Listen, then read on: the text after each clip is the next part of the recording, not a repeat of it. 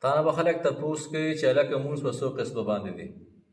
نه ته به ورته وایې مونځ په څو قسمه باندې؟ په 2 قسمه باندې دی. یو هغه مونځ دی چې په هغې کې رکوع سجده نشته دی، او بل هغه مونځ چې په هغې کې رکوع هم شته او سجده هم پکې شته، ورسره پکې شته. نه چې کوم مونځ کې رکوع او سجده نشته هغه کوم مونځ دی؟ هغه مونځ د جنازې دی. او چې کوم مونځ کې رکوع سجده دا شته نو هغه بیا په څو قسمه باندې دی؟ بیا په 3 قسمه باندې دی. یو فرض دی، یو واجب دی، یو نفل دی.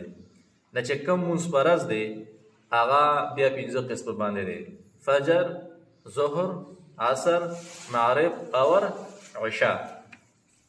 او چې کوم مونځ واجب دی نو هغه یو د وترو مونځ دی، صلات وتر چې ورته وایي. د اختر مونځ دی دا واجب دی. او هغه قضا نفل چې تا په مونځ کې مات کړي وي لازما نفل بالشروع بیا په تا لازمیږي.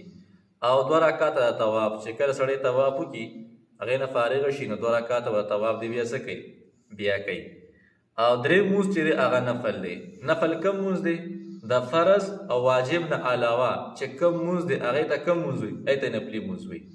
نو مونځ په څو قسمه باندې دی؟ په 2 قسمه. یو هغه چې پکې څه وي؟ رکوع سجده. بل هغه چې پکې نه وي، چې کوم کې رکوع سجده نشته هغه جنازه ده.